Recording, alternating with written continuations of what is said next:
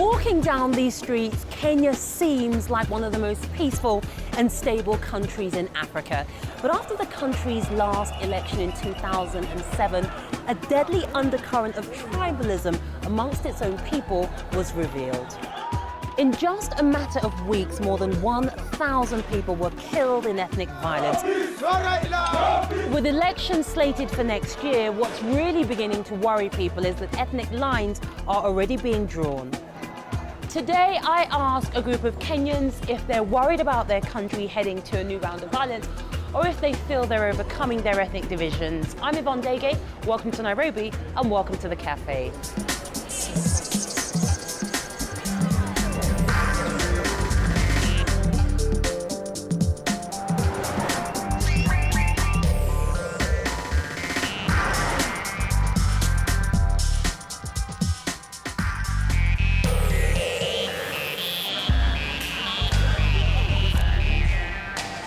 Joining us in the cafe today are Raila Odinga, Kenya's Prime Minister, whose claims that the country's 2007 election were rigged set off weeks of violence largely along tribal lines.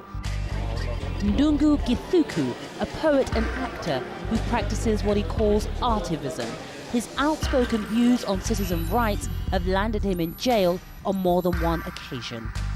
Atsango Chisoni, a prominent women's rights activist who played a leading role in drafting Kenya's new constitution. Paul Muite, a lawyer and former member of parliament. His party is a member of the ruling coalition. Njunguri Wambugu is a columnist who writes about Kenyan identity and a member of Kikuyus for Change, referring to one of Kenya's most influential tribes.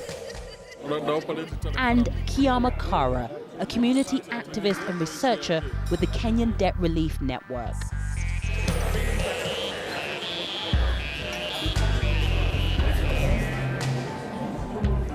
Hello everyone, and thank you for joining me in the cafe here in Nairobi. Prime Minister Raila Odinga, I have to start this conversation with you. We all saw what happened after the last election, the post-election violence in which over 1,000 people were killed. Is Kenya healing its ethnic divide now? Well, I would say yes. We have worked very hard to try to reconcile the society since the last crisis, which will say the worst that this country has gone through since independence. We are basically trying to appeal to the people's sense of nationality. But more importantly, ethnicity is the result of discrimination and exclusion from resources. I always say that it is the disease of the elite who, in competition for scarce resources, resort to their ethnic cocoons to divide the people. It is not a disease of the nation as such. Njuguri, ethnic cocoons, the PM's talking about. Your organization, Kikuyus for Kenya, I mean, isn't that, even as a title, creating the kind of tribalism and sectionalism we're trying to beat?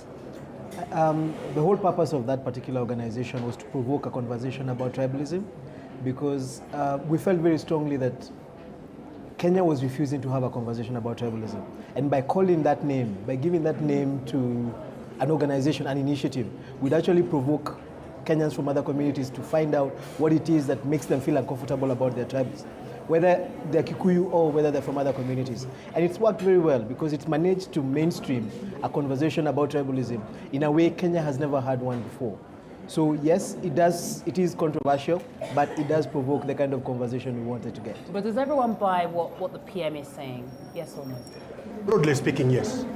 But I think if one was to take a much deeper analytical situation historically, what happened after the elections in 07 was foreseeable, has been coming since 1963. Why do I say so?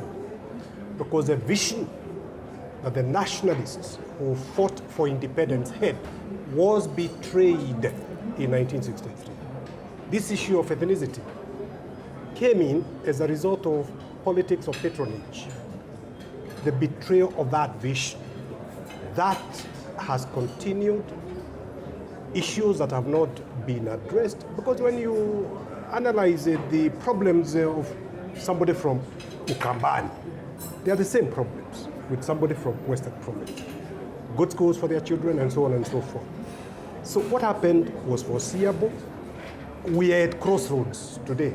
Yes, through the Kofi Annan efforts and the group of eminent persons, and of course the contribution by the Right Honorable Prime Minister, the President. We appear to have gotten over that very bad period, but we are not out of the woods yet.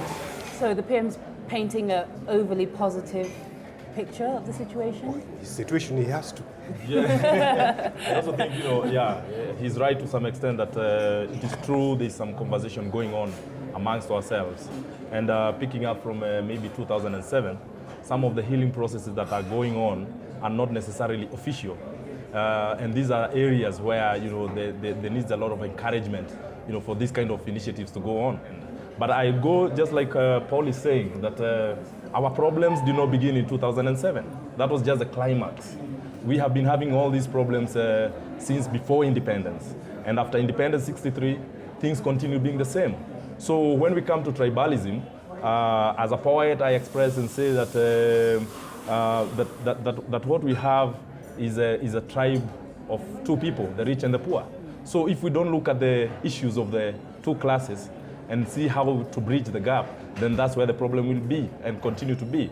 Because when you look at the issue of Mombasa, for example, the coastal area, is a land issue. Basically, it's the land issue. The indigenous people there don't have title deeds. But the people who are in the political class have grabbed land there, have got title deeds. So it's not a lack of paper to print title deeds. It's a lack of will. It's a lack of wanting to solve these problems. So I think we have to start going back to where the problem started, coming up to now. Yeah. Okay, so then you're talking about looking at historic injustices. But surely, guys, we can't keep going back. Can we? Yeah, I mean, how far do we go back? We need to go back. So what do we do? I mean, give me the solution. How do we go back and address all the injustices? I don't think what Githuku is saying is go back in the sense of denial. But I think part of Kenya's problem is that we've never acknowledged the things that happened in the first place. And I agree completely. I agree completely with Paul, with Githuku and the Right Honorable Prime Minister. This is not something that suddenly erupted in 2007. Kenya has actually always been something that's known as a low-intensity conflict situation. We've known this. In 1992, we had clashes. The particular age-old tensions that have been stoked. So we have a leadership that did not put in place, historically, our leadership did not put in place mechanisms that would cultivate nationhood. Instead, they encouraged those divisions because it served the patronage systems that Paul is talking about, the corruption systems. Those systems are dependent on certain types of networks. Those networks are not formal networks. So they needed that. And they learned very well from the British. The divide that was used by the British was the racial divide. In our leadership's case, it has been the ethnic divide that's used in that kind of a way. As Ango is pointing out leadership, Prime Minister, that has to mean you. And there are many people across this country who do hold yourself responsible for some of the post-election chaos that we saw and the ethnic divide that we see today and, as we'll talk about later, the upcoming elections next year. How do you respond? But everyone, look first, what Paul is talking about, the mirror, is very important because the past must inform the future. At independence, the ethnic divide was not really there. People were very united in fighting against colonialism. There was no tribalism. There's no tribalism at all. You see, Jaramogi would stand and say that Kenyatta was the second god to the Africans. Is that really true that there was no tribalism at independence? There was no tribalism. In fact, the common myth is that Mau Mau was about the Kikuyu community. It wasn't. The struggle for justice started with nationalists that you find across the entire breadth, with Mekatelilis, with Samuel, Kuitaleo, and then they metamorphosized into a Mau Mau struggle. And there were many, many different needs. So that is the vision. That is the dream that was betrayed. And Prime Minister, irrespective of his views, it's a vision that was again betrayed in 02. Yes. When we all came together. Yes. And so we've got to get rid of that. Exactly. We've got to move forward. But then, Yvonne, you've got to understand that the development in Kenya are not unique. We don't live in isolation. It took place also in several other African countries. This first centralization of power into one institution, the presidency. This is what actually created the patronage system, because the institution of the presidency became too powerful. It emasculated all other institutions of governance. We created this African strongman, the father of the nation, Monsieur le Président. See, then now the patronage system created by the elite from the president's community started around that time. So there was politics of exclusion, which actually enhanced ethnicity. If you take the contrast, Tanzania, next door, they came up with a leadership that was embracing unity of the people, forward-looking, created higher values to which the people could aspire. They united the people. So ethnicity is not an issue in Tanzania, but it is an issue in this country. Yeah, and talking about Kenya, you wanted to come in there on what the PM was saying. See, the issue of ethnicity, as far as I'm concerned, we part of the work we did was going around the country and talking to members of different communities. We talked to like 100 people average from 12 different communities. One of the things that stood out is we all understand what we are. I know what being Kikuyu is. A Luo knows what being Luo is.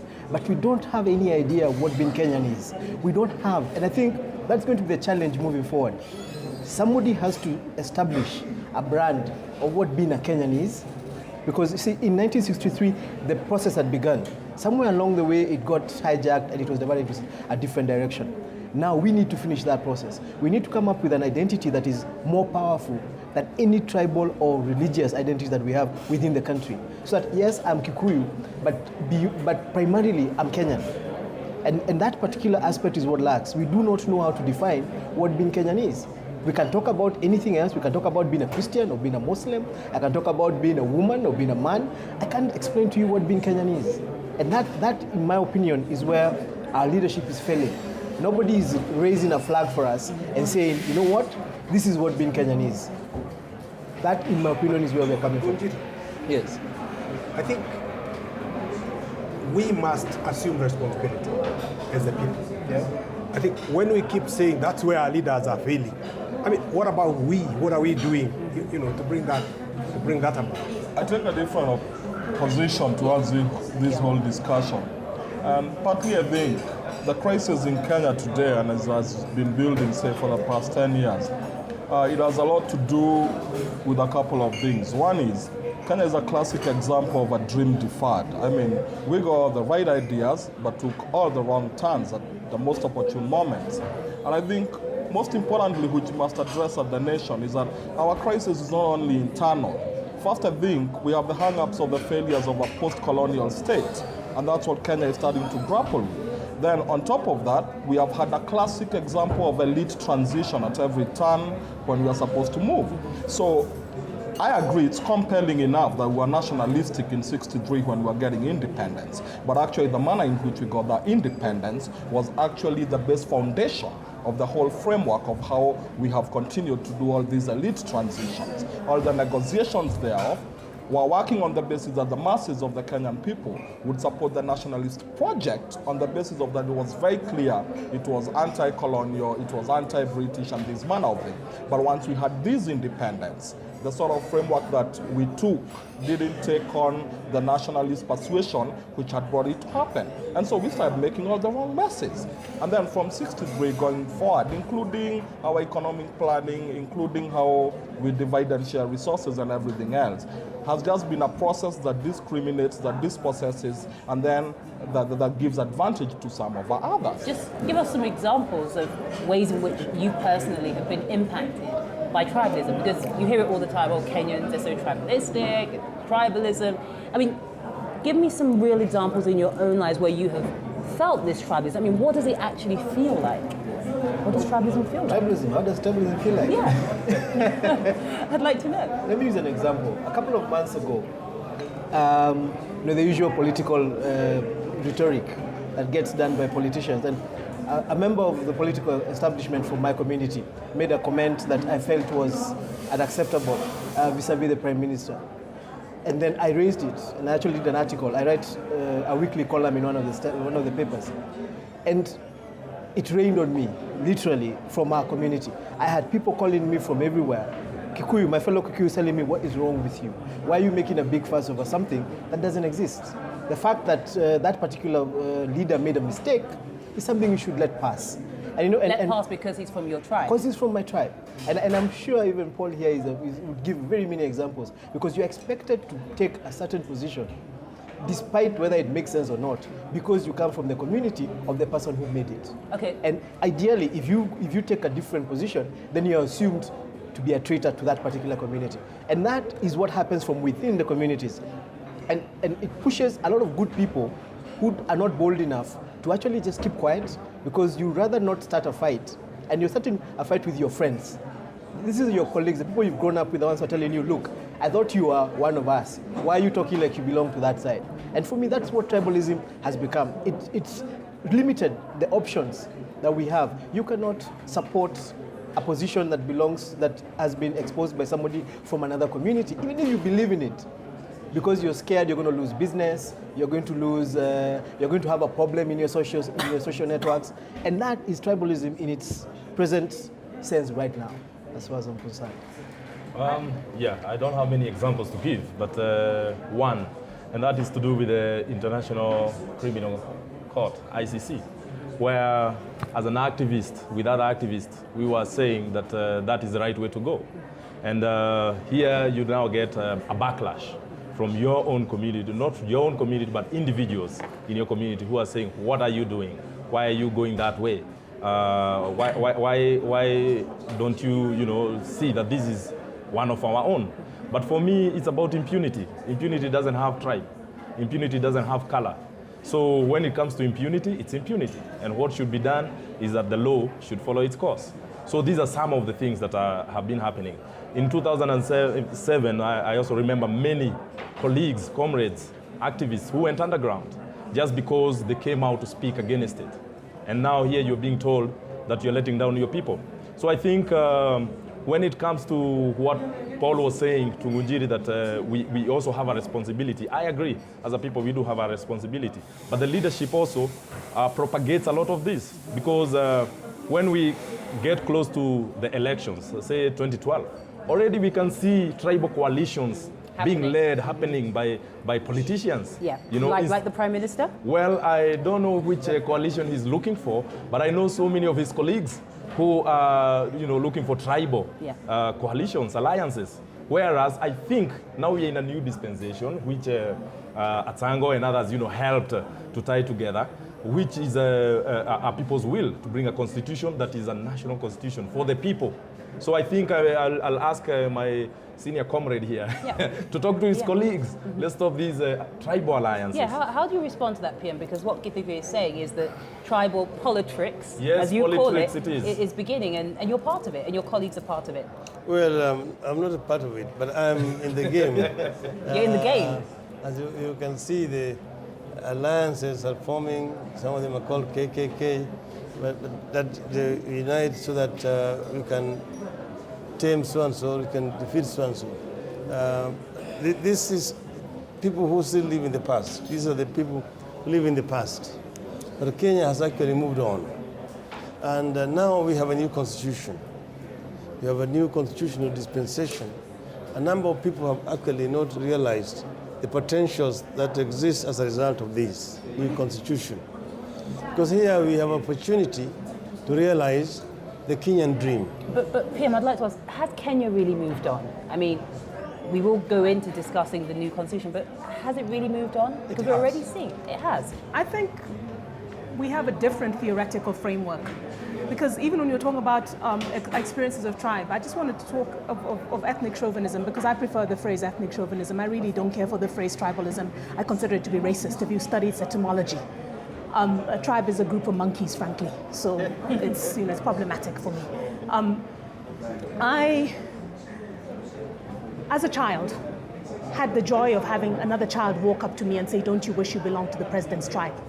At that point in time, I didn't know that there was a difference between me and other African children. I knew there was a difference between me and other non-African children, but I didn't know there was a difference between me and other African children. Went home, asked my parents what that meant, and my grandfather was home, and he explained it to me.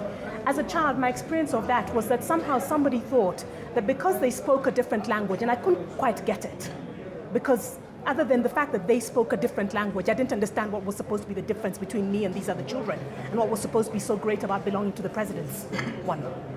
That they somehow thought that I was supposed to be a lesser person. So it's that early experience of exclusion.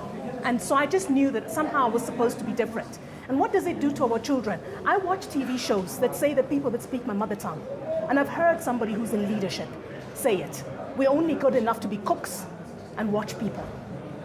Okay? Like security men. As if that in it of itself has no honor, by the way. Because also, how dare you insinuate that cooking food is not honorable, or that guarding people's homes is not honorable. But how dare you say to me and my children and our descendants that that is all we are fit to be? And we're supposed to laugh at this. So I would say where we have began to move forward is that we have began to put in place a structural framework that says that if you say things like that about other people and you're in a position of leadership, there will be consequences. Until August 27th last year, we didn't have consequences for people who behaved like that. If the Right Honorable Prime Minister today, or if Paul, both of whom are people in politics, were to get up today and say things like that about other people, they need to think about seriously whether or not they will ever be eligible to run for office. Do you think so? There are costs costs jail now. if you say something like that, or the I PM actually should go to jail? I think people should go to jail for that. The damage it does to people, the damage it does to our nation, because it starts with that. And then it becomes okay. It starts by you saying in front of your children and to your children that they are somehow better than other people just because they eat different food. The next time, it is okay to kill the person next door because they eat different food. And they look a little bit different from you. So I actually do think it's a very serious matter. I don't think there's anything to laugh about. And I think it's very sad that the very same negative stereotypes that were created about us and used to justify our exclusion from the world community are perpetuated by ourselves. And I think it is criminal that anyone in leadership should ever speak like that about any other people, particularly people from this continent. Okay, we'll take a short break and we'll be back shortly.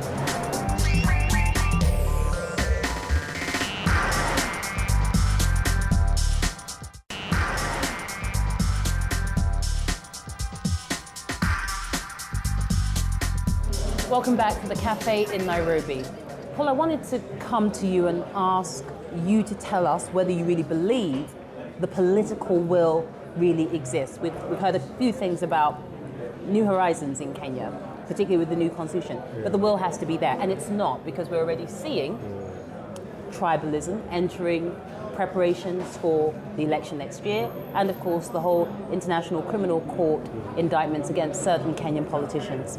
You're asking whether the political will is there. It is not there across the board. It is there with individuals. But remember, in the grand coalition, I would think that a majority of the individuals in key positions do not have the political will. The good news is the constitution is there. It was passed by the Kenyan people. And when I see what is happening, the encouraging thing is the commitment of the Kenyan people. They are not going to allow their leaders to get away with it in the past, the way they've been doing, however difficult it is. And therefore, what we need, in my view, is to continue mobilizing the Kenyan people. The good thing with ICC is that it is the very first time since 1963 that our leaders are being held accountable by an institution they cannot buy or dictate to or influence. And this is what is setting panic. And when you look at the statistics, every opinion poll, over 80%, 70%, have been in support of the ICC. But why couldn't we, as Kenyans, do it?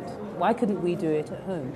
Right now, what's happening in Kenya, the whole issue of what Atsango said, that we've created structures that criminalize people speaking in a certain way, is the beginning. Because you see, before, we could not have picked the people we picked. In fact, we were making fun and said, if any judge in Kenya had come up with the names, even if they had done a very good process, if Ocampo used to work here and he took those names to someone in the Kenyan judiciary, they would have called somebody else and said, goodness, I have a file here and I do not know what to do with it. Because when you live in Kenya, you see, you feel the intricacies, you feel the weight of that decision. You see, sometimes there's a moment that comes that you need to nudge the rock for it to start rolling. That's what ICC has done for us. Why Kenyans couldn't do it before is very different from whether Kenyans can do it in future. Now Kenyans can do it again. Go ahead, Gifford. Yeah, just in terms of progress, has Kenya made progress? I think Kenya is made up of Kenyans, and Kenyans have always made progress. They've always wanted to move forward. Coming from the times that Paul is mentioning, the independence struggle, the people who were therein, coming all the way to 92, multipartyism, where Kenyans in their masses came out and said, yeah, we want multipartyism. And the other one that we could check out is 2002, where Kenyans once again actually would go and arrest corrupt officers. When a corrupt police officer tries to bribe the driver of a matatu, Kenyans would come out and arrest the person. But what I want to say is that the leadership has always slowed us down, because I remember now a government statement or saying that now that is our job. Don't arrest policemen again. So what I'm trying to say is that Kenyans are always way ahead of their leaders. Yeah. And I think it is time for us to ask our leaders to try and catch up with us, because we always want to move, we always want to break free from all these new leaders tribalism. Who actually can move ahead. Exactly. So let's discuss this new constitution. Is that the answer to healing those ethnic divides? Is that the way forward? Is that what's going to bring Kenyans together? For me, I think that is the take-off point. It is the take-off point. This is where, all our rights are enshrined. We have the Bill of Rights. We have very good things inside this constitution.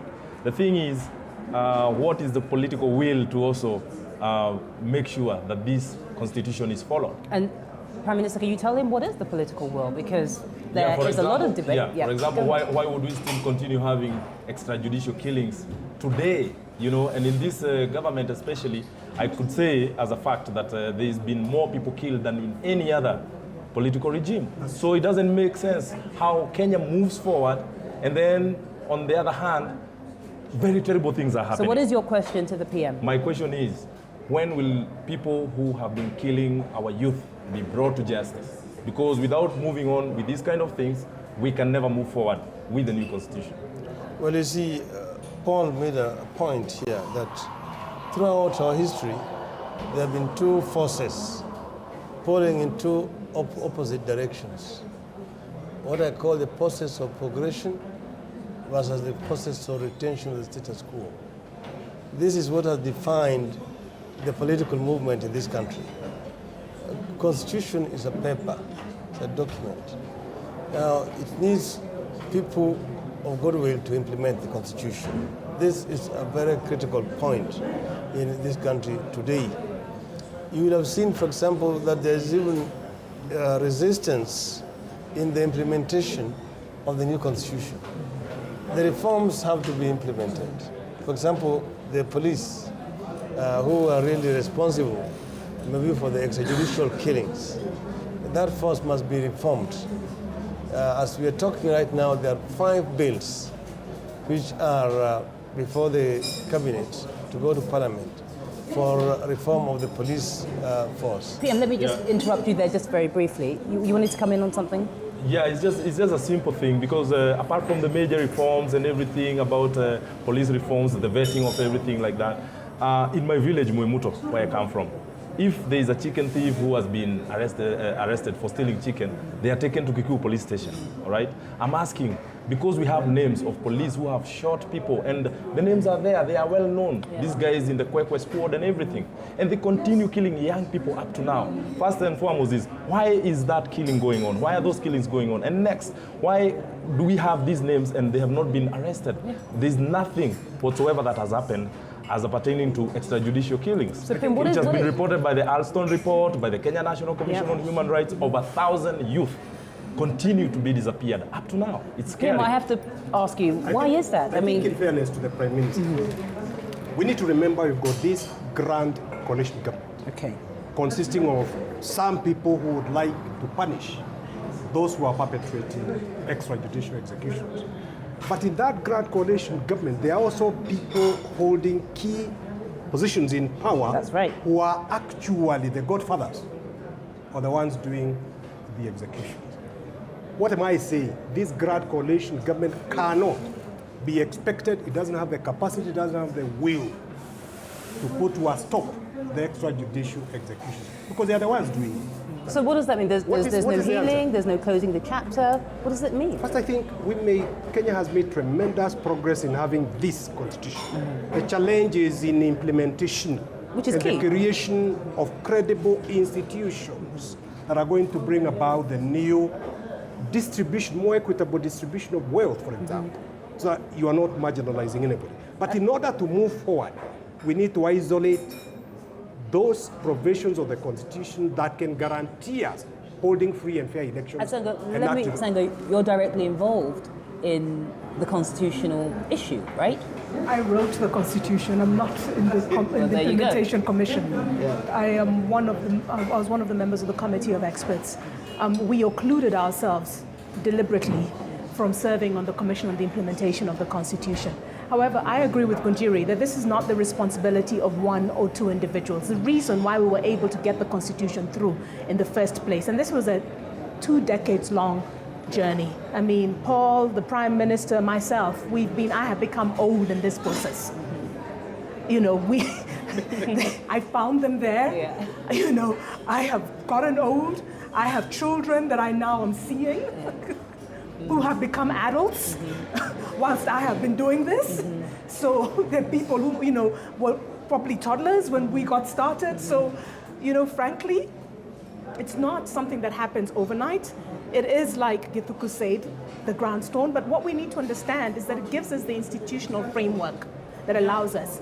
I must say, actually, sitting from where I am, I have been pleasantly surprised. There are things that have happened much faster than I thought they would. I'm now not talking about the formal, I'm not talking about the formal process. That process we know, that's moving slowly, there's problems with that. What I am excited about is that people already begin to understand that they can't get away with many of the things that they used to be able to get away with.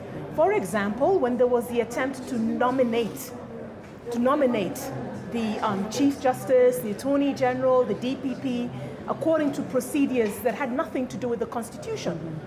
It is a historical first that the President actually had to step back, that nobody who was in a position officially to advise the President was willing. So the new Constitution is helping to heal the divide, and it's happening. But let's talk about something current and live, the International Criminal Court charges against some of your colleagues. Do you think that they should be tried in The Hague and go to prison if found guilty? Well, you know, I'm nationalistic. I would have been the first person who would have wanted that these people be charged here. How can you say that, PM, when we've just heard from some of our colleagues here the decades and decades of impunity and the failure of the judiciary in Kenya? Let me just move on. You see, Waki actually recommended that first, because of lack of confidence in the judiciary, that an independent tribunal, independent of the judiciary, be set up here to try these people locally. We passed this in the cabinet. We went to Parliament. Parliament refused, because Parliament said that if this were to come here, then only the small fish will be fried. The bigger fish cannot be tried locally. Therefore, all of them sang Hague. until we said, don't be vague, say Hague. So we said then to Hague. We lost the vote in Parliament. And the second attempt did not even pass the cabinet. Thereafter, there was an attempt by a private member of Parliament, Honorable Gitobo Manyara, which was also rejected by Parliament. So we said to Hague. Yeah, we all know the background, we all know the history, but the question is, do you actually support, at this moment in time, some of your colleagues being tried in the International Criminal Court and going to prison if found guilty? You see, what was surprising is that when the names were now announced or made public by Mr. Ocampo, then the game changed. Oh, this is an attempt to exclude some popular presidential candidates. Then it is all of a sudden the Prime Minister who has handed the names to Mr. Ocampo. Now, everybody now beginning to raise the flag of nationalism. Kenya is not a failed state. We should not have our people tried in The Hague. These people should be tried here. I said no. Wait a minute, all of you sang The Hague at that time when you did not know who was involved. So I've said this is now something that is sinister. It is actually an attempt to try to defeat the ends of justice. But does that heal our divide, or does that put you ahead in the race for next year's presidential election? You see, I myself have said it's not a question of the elections. And even elections. But that's not true. That's not true. It matters that key political opponents are out of the scene, let's say. No. That may even be counterproductive. As a matter of fact, because there will be a lot of sympathy. I have said that the reason why we want to deal with this and deal with this quickly is so that we can slay this animal called impunity. But irrespective of the consequences, as far as I'm concerned. Let me just say this. What is the option of not trying these people at The Hague? The option is actually sending a profound message to the Kenyan people that the warlords are in charge. And if we say it that way, then obviously they are going to use their war machinery to ensure that the next elections are held. We cannot afford not to try these people.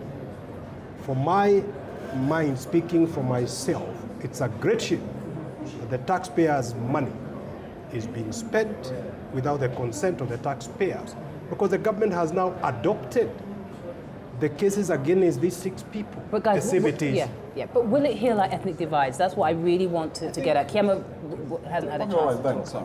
I think very quickly on this, I'll start off with just a small point from the last discussion. Other than the constitution, I think the other great thing to happen to Kenya is a grand coalition government, because all it has shown is that the political class is just a political class. It shape-shifts between one side to the other depending on the needs. Now, bring that down to the ICC, which sort of takes up the right honorable Prime Minister's position that at some point you could make the nationalist argument, the sovereign argument and this kind of thing.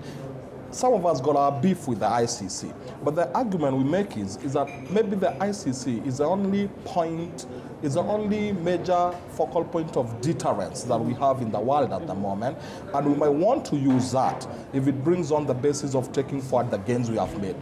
But we have to be also very honest that it can actually serve the counterproductive bit of coming to divide us on the basis of, if you relate that to the sort of parochial tribal identity and ethnic sort of nationalist definition we are going to give it, it's going to be very bad, because we will not say this on your cafe, on the TV show, but this is what we'll spend our time doing back at home every evening and with our people. So it's always important that we see that sort of trade-off. So maybe then what we need to do as Kenyans is I mean, aside from the new constitution and perhaps the International Criminal Court and however it ends will help to foster a sense of healing, maybe we need to actually focus more energy on how we build a sense of nationhood, because nobody's talked about that. Yeah. How do we, okay, go for it, tell me. That's the first point I made when we started this conversation. My first point is that we actually do not have a Kenyan identity. And a lot of work needs to go into that. We need to form, because a Kenyan identity comes with a Kenyan culture. Yeah. The reason why we have ICC, people shape-shifting, is because, you see, if we had a culture that said you can't go and kill people for an election, then it wouldn't matter who does it. We wouldn't start having a conversation that so and so is suspected and is my brother, so it can't be right. And that's what's happening now. Since we don't have a Kenyan culture, you can't stand here and say we take tea like this as Kenyans. Yeah. That's a thing, and I think the next leadership in this country, and that's why, and I know Paul said we need to stop shifting responsibility to the leadership. But you see, this country it's a political nation. Well, the leaders are elected by us. Yes. So Yes. elect those. So we need to elect the ones who are going to shape. why do we then keep electing leaders who You do were- everything against We are fostering a electing sense of... tribal warlords. Yeah. We are electing Tribal tribal warlords. warriors, actually. Is the Prime Minister a tribal warlord? We are electing tribal. We've said that there is enough evidence against the Prime Minister. Yeah. Let Hey, him go yes. there. Then even If he there's needs to hear evidence that. against President Kibaki, let him go there. It's not about the people. It's Yeah. not about the people. Okay. This is a message, as somebody pointed out, if you do not punish anybody for 2007, 2012 will be terrible. Because what we're going to have said to young people who saw people slaughtering each other in the street is that, you know what, you can do this, get away with it, get into power and shift, just manipulate the cards and get away with it. We need a situation and it's unfortunate that the way it's come up with the parochial tribal interest in and the play that's happening, but it has to be done. So you asked a question, is this going to heal the country? Not in the immediate, No. but in the long term. And again with the ICC. Yeah. About Go it ahead. in the long term. I only talked about one experience of exclusion. I have experiences out of 2006. I have experiences, it's not about people not liking you. It's about the person that doesn't like you has the power to do something to you. I was removed from a plane where I was supposed to be representing Kenya because I didn't speak the language, the mother tongue of the minister in charge of the ministry, and I had done all the work. And he thought that because I speak the mother tongue that I do, or he suspected, because actually he had my ethnic identity wrong. He suspected that I speak a particular mother tongue, that I do not identify, therefore, with the people who belong to the political clique that he belongs to. Now, there are people who have lost their lives because of this. So for me, the ICC is not about whether or not the people that are implicated in perpetuating those crimes are tried here or somewhere else. For me, it's about justice. And you cannot have healing as long as this country does not acknowledge that something very wrong happened in 2007, that something very sick happened in 1997, that something very sick happened in 1992, that something very sick has been happening in this country for decades. The number of people who have just been disappeared, people who have died. I know what it is like to lose somebody and wonder what it is that happened on the night which he died. And know that you cannot rely on a court of justice in your own country to actually do something about it. Sometimes that's all you want to know, and there will be no healing as long as, exactly like Githuku was saying, as long as people are just disappearing, as long as people think it is okay to do this to other people, and we don't care what the justification is. So guys, as we look ahead, 2012 is on the horizon. There are efforts to try and get the new constitution in place in time. The ICC issue still looms. Is Kenya going to move forward or move backwards? Yeah. Should we expect more violence and chaos, or not? I think Kenya is a country that always strives to move forward. You can only look at our athletes, for example, Rudisha and the rest of them. We don't even know all of them offhand because there are so many and they do us proud.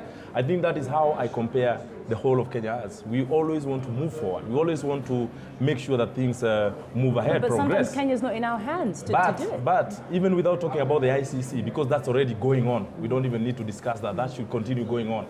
The issue of justice must be seen to be done. Because how can we go to elections when we have IDPs number 4, which is what we are discussing now, all right? And these, as I said earlier, are just the new kids on the block. We have the 92 and the earlier, who were not even called IDPs then, but squatters, all right?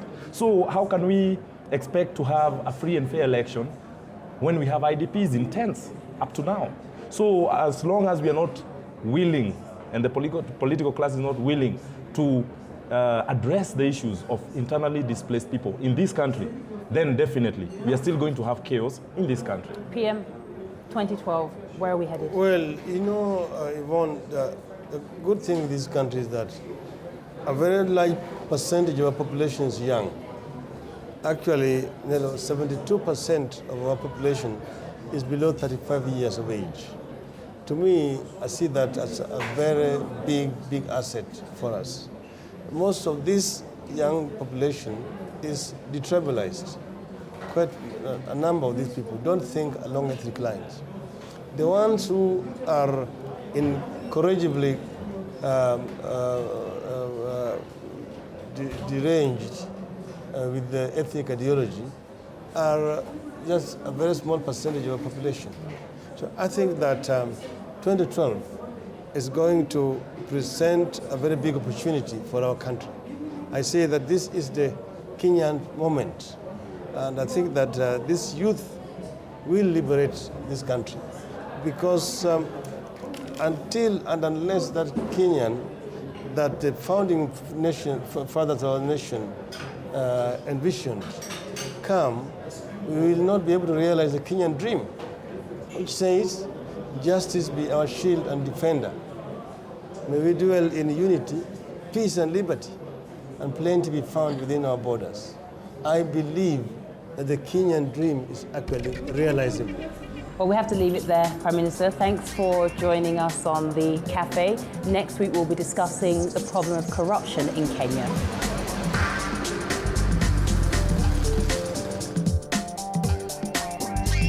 People were forthcoming. I did not get the feeling that people were saying what needs to be said. People were saying what they feel and what they believe in. I really think that the only thing we have is our country, and I don't think we can afford to take things for granted. And I think if we don't sort out what has happened, and if we don't find a peaceful way to resolve it, then our country will explode.